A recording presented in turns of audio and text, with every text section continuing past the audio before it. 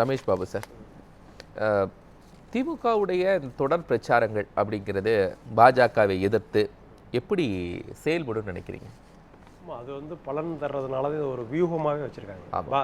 திமுக தொடர்ந்து பாஜகவை எதிர்ப்பது இரண்டு வகையாக பண்ணுறாங்க. என்னென்னா, ஒன்று வந்து அரசியல் ரீதியாகவும், இன்னொன்று கொள்கை ரீதியாகவும். கொள்கை ஏன்னா ரெண்டு பேர் என்ன பண்ணுறாங்கன்னா, நாங்கள் வந்து நேர சித்தாந்தத்தில் நாங்கள் தான் வந்து பாஜகவுக்கு எதிரி, பாஜக எங்களுக்கு எதிரி அப்படின்றத முன்வைக்கிறாங்க திமுக. அந்த 2019 பாராளுமன்ற தேர்தலில் இருந்து தொடர்ந்து பாஜகவை எந்தெந்த வகையில், இப்போ மாநில உரிமைன்றாங்க, மதச்சார்பின்மை, இந்த மாதிரியான விஷயங்களில் என்ன பண்ணுறாங்க, மொழி பிரச்சனை, மொழி அரசியல், சமூக நீதி, இந்த மாதிரியான பிரச்சனைகள் எல்லாம் முன்வைத்து அந்த வாக்குகளை, அதுக்கு வந்து ஒரு வாக்குகள் தமிழ்நாட்டில் இருக்குது அப்படின்றத ப்ரூவும் ஆகிருக்கு. ஏன்னா தொடர்ந்து அந்த கூட்டணி கொள்கை ரீதியில் அது ஓகே சார். ஒரே விஷயத்த பல தேர்தல்களில் முன்வைச்சா அது வெற்றி வியூகமா நீங்கள் ஒரு ஸ்ட்ராட்டஜிக் மேக் பண்ணுவீங்க. ஒரு விஷயத்த ஒரு தேர்தலில் முன் வைக்கலாம், அடுத்த தேர்தலில் வைக்கலாம், அடுத்த தேர்தல் அதே விஷயம் எல்லா தேர்தல்களிலும் கை கொடுக்குமா? இல்லை, கை கொடுக்குமானா ஆனால் வீரியம் குறையும். பொதுவாக வீரியம் குறையும். ஆனால் இவர்கள் வந்து அதனுடைய சூழ்நிலையை புரிந்து கொண்டு, இப்போ வந்து அதிமுக இருக்குது, அதிமுக வந்து பழைய தேர்தலில் பார்த்தீங்கன்னா நாங்கள் இதை பண்ணோம், எங்கள் ஆட்சியில் எவ்வளோ வளர்ச்சி வந்தது, அவங்கள வரல அப்படின்ற ஒரு கம்பேரிசன், அதாவது ஒப்பிட்டு விமர்சனங்கள் இருக்கும். இந்த தேர்தலில் பாஜகவை, ஏன்னா எல்லா தேர்தலையும் பாஜகவை மையமாக வைத்து திமுக வந்து, அது பாராளுமன்ற தேர்தல் அந்த உள்ளாட்சி தேர்தல் வரைக்கும் அனைத்து தேர்தல்களிலுமே பாஜகவினுடைய செயல்பாடுகளை அதிகமாக விமர்சித்து, ஏன்னா முக்கிய தலைவர்கள் மறைந்து விட்டதுனால அந்த கட்சியில் வந்து ஒரு குளறுபடிகள் இருந்தது. அதை ஒட்டியும் இவங்க என்ன பண்ணுறாங்க, இதை வந்து பாஜக தான் வந்து வழி நடத்துது. ஏன்னா மத்திய ஆட்சி கட்சியில் இருக்கிறதுனால அவங்க வந்து ஒரு அதிகாரம் படைத்த ஆட்சியில் இருக்காங்க. பெரும்பாலான அதிகார மையங்கள் அங்கே தான் இருக்குது. ஏன்னா மாநில ஆட்சி என்பது ஒரு குறிப்பிட்ட அதிகாரத்தை மட்டும்தான் கொண்டு இருக்கிறது. நிறைய பிரச்சனைகளில் முடிவெடுக்கக்கூடிய அதிகாரம் வந்து மாநிலங்களில் இருக்குது. அதிகாரத்தை குவித்து வைத்திருப்பதனாலும் பாஜக தான் இங்கே அதிமுகவை, ஏன்னா அந்த கூட்டணியில் இருக்கிறதுனால அவங்கள வந்து கண்ட்ரோல் பண்ணுறாங்க அப்படின்ற ஒரு நெரேட்டிவ் செட் பண்ணுறாங்க. ஏன்னா அதுக்கான ஒரு அந்த நெரேட்டிவ் தான் தொடர்ந்து செஞ்சுட்டு இருக்காங்கல்ல சார். அது இந்த முறை நீங்க வலு குறையுங்கிறீங்க. எவ்வளவு குறையும்? நீங்க வலு குறையும் சொன்னாலும் கூட அதை மட்டும் தானே பிரச்சாரத்தில் முன்வைக்கிறாங்க. நீங்க தேர்தல் களத்துக்குள்ள போனீங்கன்னா 8000 ரூபாய் கூப்பன் அப்படிங்கிறது கிரவுண்ட் லெவல்ல பெரிதாக எல்லா கூட்டங்கள்லையும் குறைவாக பேசப்படுது. ஆனா இந்த முழக்கம் அதிகமா இருக்கே. இது எது இந்த தேர்தல்லையும் அதை ஏன் பிரதானப்படுத்துறாங்க? பாஜக எதிர்ப்பு என்பது இப்ப தாவேகா புதிய கட்சி விஜய் அவர்கள் வந்து தொடங்கியிருக்காங்க.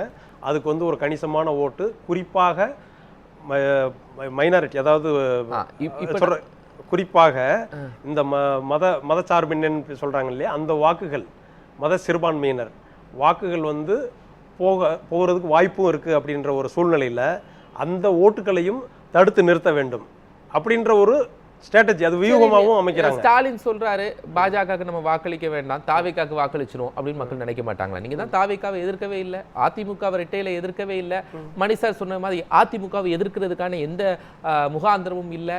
அப்படிங்கும்போது பெனிஃபிட் அவங்க பக்கம் போயிரும்ல, தாவேக்காவுக்கும் அதிமுகவுக்கும். இதை ஸ்டாலின் கால்குலேட் பண்ணலையா? இல்லை, அதனால அவங்களுக்கு எந்த இது வந்து பலனளிக்குதோ, அதாவது சிறுபான்மையினர் வாக்குகள் வந்து முழுமையாக பெறுவதற்காகத்தான் எல்லா தேர்தலும், அதுதான் வந்து அவங்களுக்கு வந்து ஒரு வெற்றிக்கான ஒரு அடிப்படையாக அமைஞ்சிருக்கு.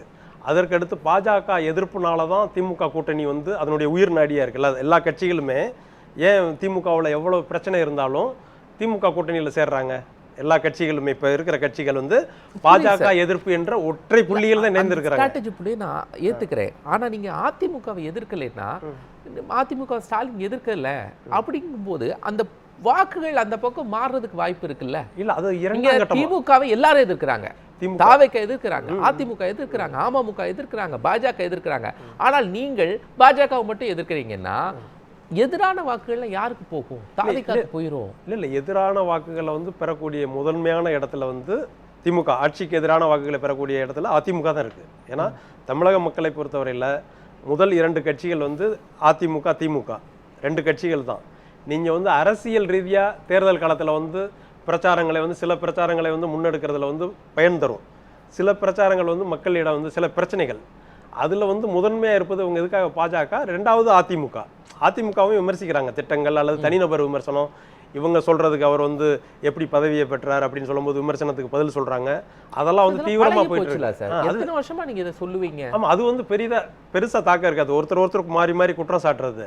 ஆனால் இந்த பாஜக எதிர்ப்பு, தீவிர எதிர்ப்பு எல்லா தேர்தலில் இருந்தா கூட இந்த தேர்தலில் ஏன் முக்கியத்துவம் பெறுது அப்படின்னா, இந்த சிறுபான்மையினர் வாக்குகளும் புதிதாக வந்த கட்சிக்கான ஒரு வாய்ப்பாகவும் இருக்கு.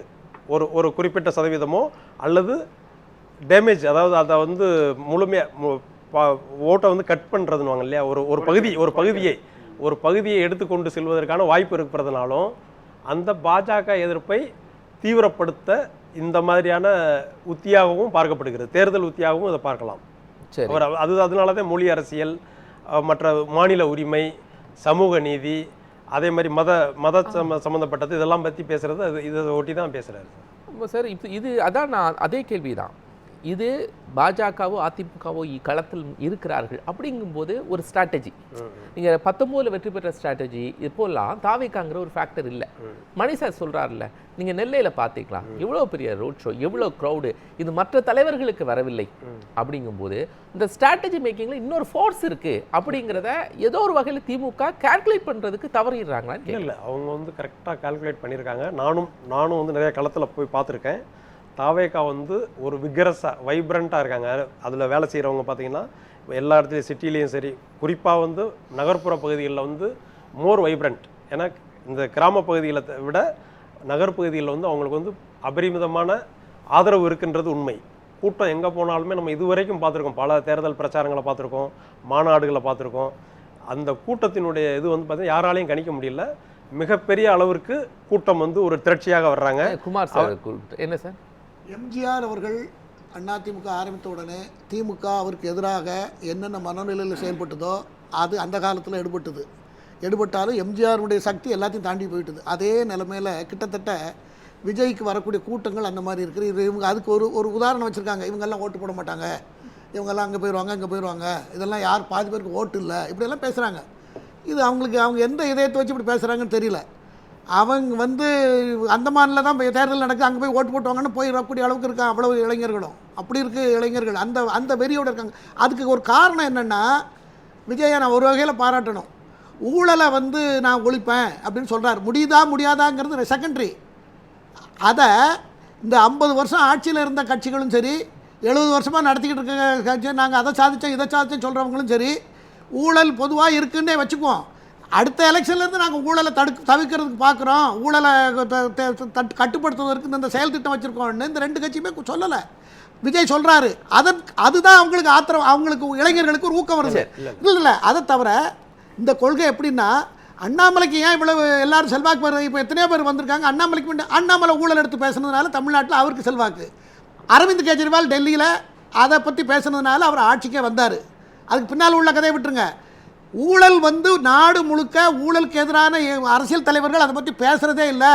முதல்ல சிறுகி கொள்ளையடிக்கிறது, பிறகு அதை பெருசாக்குறது, பிறகு பவர் வந்தோடனே அதுக்கு தகுந்த மாதிரி அடிக்கிறது, பிறகு உலகத்தில் பூரா எல்லா இடத்துலையும் டெபாசிட் பண்ண எங்கெல்லாம் இருக்குமோ அங்கே டெபாசிட் பண்ணுறது, பிறகு நல்ல விளையாக பேசுகிறது. இதுதான் இங்கே அரசியல்னு ஆக்கிட்டாங்க இந்தியாவில். அந்த நிலைமையை தமிழ்நாட்டில் விஜய் மூலமாக ஏதாவது மாற்றம் வருமானு மக்கள் துடிக்கிறாங்க. அதுதான் உண்மையான அந்த கூட்டத்துக்கு காரணம். இல்லை, ஆளுங்கட்சியும் எதிர்கட்சியும் களத்தில் வந்து தீவிரமாக செயல்பட்டிருக்காங்க. கடந்த 50 வருடங்களுக்கு மேலாக அவர்களுக்கு கள சூழ்நிலை தெரியும். விஜயை வந்து அவங்க குறைச்சி மதிப்பிடலை.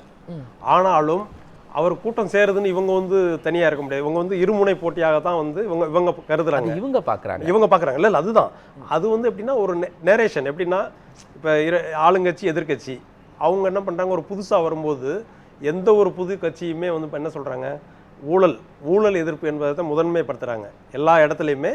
அதில் பெரும் வெற்றி பெற்றது வந்து அரவிந்த் கெஜ்ரிவால். ஏன்னா அது வந்து ஒரு இயக்கமாக ஊழல் எதிர்ப்புன்றது ஒரு இயக்கமாக மாற்றி, நேபாளத்தில் வெற்றி பெற்றதும் ஊழல் எதிர்ப்பு. ரைட்டு. இல்லை ஆனால் சப்ஜெக்ட் அது வந்து ஒரு சமூக மாற்றத்தின் மூலமா. இப்போ வந்து இந்தியாவில் இப்போ அரவிந்த் கெஜ்ரிவால் வந்து எப்படி அந்த ஊழலை மையப்படுத்தி ஒரு தொடர் அதை விஜய் பண்றாரு. விஜய் ஊழல் பண்றாரு, ஊழல் வந்து எதிர்ப்பு பண்றாரு, அந்த ஒரு வியூகத்தை அமைக்கிறாரு. அதாவது அதிகமா எல்லாரும் ஊழல் பண்றாங்க, இப்போ அதை கவுண்டர் பண்ணணும்ல, அதை கவுண்டர் பண்ணாமல் நம்ம இன்னொரு பக்கம் இல்ல அவங்க அதுதான் இப்போ ஒரு பெரிய சக்தியா வந்து விடக்கூடாது. பொதுவாக அரசியல் எப்படின்னா ஒருத்தரை விமர்சிக்கிறது மூலமா நீங்கள் ஓகே அது எப்படி ஆதரவாகவோ எதிர்ப்பாகவோ அவர்கள் வந்து பெரிய ஆள். அதுதான் இரு கட்சிகள் தானே இப்போ வந்து ஆட்டத்தில் இருக்கோம் நாங்கள் அப்படின்றது தானே பொதுவாக இவங்க 2 பேரும் பார்க்குறாங்க. லஞ்சம் வாங்குறாங்க எல்லா எல்லா சமூகமும் எழுதுறாங்க. இல்லை ஊழலுக்கு வந்து ஊழல் எதிர்ப்புல வந்து விஜய் அத ரமேஷ் சார் பேசலையே. இல்ல நீங்க இப்ப சொன்னத ரமேஷ் சார் பேசலையே சார். ஊழலுக்கு எதிராக எல்லா ஊர்லயும் நான் கேட்டேன். நீங்க சொன்ன விஷயத்த ரமேஷ் சார் அதுக்கு பதில் சொல்லலையே சார். அப்படியே சார்? எதுல சார்? மணி சார் சொன்னாங்க எல்லா ஊர்களிலையும் பத்திரப்பதிவுல பிரச்சனை நடக்குது. துறைகள், அதாவது எல்லா துறைகளிலும் நம்ம வந்து அதை வந்து மறுக்க முடியாது. இருக்குதா? இருக்கு. பெரிய அளவுலயா? இருக்கு. பெரிய அளவுலயோ அது சின்ன அளவுலயோ இல்ல கேக்குறேன். தமிழ்நாட்டுல ஊழல் இருக்கானா அதை யாரும் மறுக்க முடியாது. உங்களுக்கு தெரிஞ்ச அளவுல எப்படி இருக்கு? இல்ல பெரிய அளவுல இருக்கா? இல்ல நான் எல்லாரும் தான், நம்ம குடிமக்கள் அனைவருக்குமே இதை வந்து மறுக்க முடியாது யாரும். ஏன்னா அந்த பிரச்சனையை வந்து ஒரு சமூக மாற்றத்தின் மூலமா தான். ஏன்னா ஆட்சியாளர் மக்கள் எல்லாத்துக்குமே மக்களும் பொறுப்பு இருக்கு. ஆட்சின்றது யாரு? நம்ம எல்லாம் சேர்ந்தது தான் ஆட்சி. மக்கள் ஆட்சின்னு தானே சொல்றோம். இதுல பொறுப்பு வந்து அரசுக்கு மட்டும் கிடையாது, மக்களுக்கும் இருக்கு. இது இந்தியாவில் எல்லா அரசியல் கட்சிகளுக்கும் ஒரு தொடர்பு உள்ள விஷயம்தான் ஊழல்.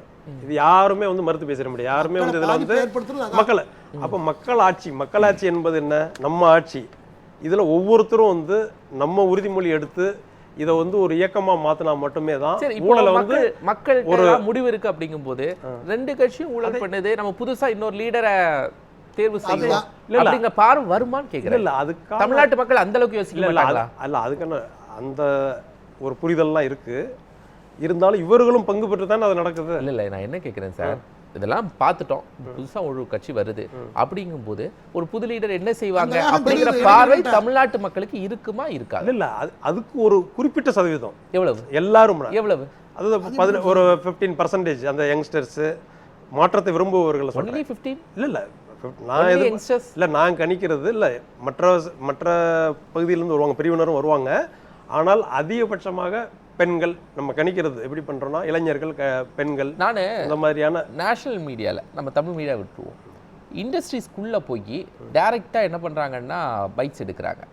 அவங்க எல்லாருமே we need new leader, new party அப்படின்னு இண்டஸ்ட்ரிக்கு உள்ள இருக்கக்கூடிய லேபர்ஸ் என்ன பண்றாங்க சொல்றாங்க. அவங்க எதை பிரதானப்படுத்துறாங்க? இது அரசுக்கெல்லாம் தெரியுமா? அரசு இல்ல இந்த ஸ்ட்ராட்டஜில தெரியுதான்னு கேட்குறேன். பொதுவாக வீடியோக்கள் வருதுல எல்லாரும் மாற்றம். ஏன்னா அது வந்து சில விஷயங்கள்லாம் வந்து ஒளிபரப்புறாங்க இல்லையா, நமக்கு வர்றது பொதுவான அந்த மாதிரி வருது, மாற்றம் வேணும் அப்படின்னு சொல்லி. ஆனால் அதுக்கான சூழல் இந்த தேர்தலில் இல்லை. அவங்க வந்து ஒரு கணிசமான வாக்குகள் பெறக்கூடிய சூழ்நிலை உள்ளது. ஆனால் இந்த தேர்தலில் ஆட்சி மாற்றத்துக்காக அது உதவுமா என்பதை நம்ம வந்து மே 5ஆம் தேதி தான் எண்ணிக்கையில் 10 செகண்டு. சமீபத்தில் நீங்கள் ஊழலை பற்றி கேட்டீங்க இல்லையா, சமீபத்தில் 2 மாதத்துக்கு முன்னே விவாதிச்சிருக்கோம் இதே அரங்கில். போன வாரம் விவாதிச்சோம், நீங்க பேசுனீங்க. எது? இதே ஊழல் சார்ந்து நீங்க பேசி. இல்லை அது பேசினா திருவான்மியூர் டு உத்தண்டி சேலத்தில் இப்போ ஒரு 70-80 ரோடுகளுக்காக 2000 கோடி ரூபாயை ஒதுக்கி தேர்தல் அறிவிக்கிறதுக்கு 1 வாரத்துக்கு முன்னால். அப்போ செய்யவே முடியாததை இந்த திட்டத்தை வகுத்து 2000 கோடி ரூபாய்க்கு டெண்டரை கொடுத்து அதை ஒரு கம்பெனி எடுக்குது. அந்த கம்பெனி ஏற்கனவே கேரளாவில் டிஃபால்ட்டு, மத்திய பிரதேசத்தில் டிஃபால்ட்டு. 1968 கோடி ரூபாய்க்கு அதுக்கு டெண்டர் கொடுத்துருக்காங்க. 1300 கோடிக்கு கொடுத்த கம்பெனி கொடுக்கல.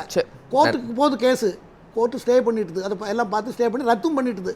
இது ஸ்ட்ரைட்டாக 700 கோடி ரூபா ஊழல் ஒரே டீலில். நன்றி. அப்போ இப்படி எல்லாம் இருந்தால் மக்களோட நிலைமை என்ன? இதெல்லாம் பார்த்துட்டு தான் மக்கள் என்ன பண்ணுறாங்க, ஊழலை ஒழிக்கிறதுக்கு யார் வராங்களோ அவங்கள ஆதரிப்போம். இவர் ஒரு சினிமா நடிகர் வரட்டும் அப்படின்னு சினிமாவில் வேற நிறைய நடிச்சிருக்காரா ஊழலுக்கு எதிராக, அதனால அவரை ஆதரிக்கிறார். இதை கண்காணிப்பதற்கும் நம்ம அதில் அரசியல் அமைப்பு சட்டத்தின்படி ஊழல் கண்காணிப்பு அமைப்புகளும் இருக்கு. அதை தாண்டியும் இது மாதிரி நடைபெறும் போது சட்ட ரீதியாக நடவடிக்கை எடுக்க முடியும். இந்த சட்டமன்ற தேர்தலில் முதலமைச்சர் அவர்கள் வந்து பாஜகவை முன்னிலைப்படுத்தி விமர்சிக்கிறதற்கு இன்னொரு காரணமும் என்னன்னு கேட்டிங்கன்னா, ஒரு மேலிட பொறுப்பாளர், தமிழக பாஜக மேலிட பொறுப்பாளர் பியூஷ் கோயல் மோடி வழிகாட்டுதலின்படி தமிழ்நாட்டில் என்டிஏ ஆட்சி நடைபெறும்ன்ற ஒரு ஸ்டேட்மெண்ட்டும் கொடுத்துருக்காரு. அதவும் மையமாக வச்சு தான் அவர் வந்து பிஜேபியை முன்னிலைப்படுத்துறாரு. ஏன்னா எப்போது இல்லாத அளவுக்கு இப்போ பிஜேபி வந்து டாமினன்ஸு இந்த அதிமுக கூட்டணியில் இருக்குது அப்படின்றத மக்களுக்கு எடுத்துக்காட்டும் விதமாகவும், அவங்க தலைமையில் அதிமுக ஆட்சி வந்தாலும் மேலிருந்து தான் இயக்குவாங்க அப்படின்ற ஒரு விஷயத்தை சொல்வதற்காகவுமே ஒரு தேர்தல் வியூகமாகவும் இதை அமைத்து அதை முன்னிலைப்படுத்தி விமர்சிக்கிறார்.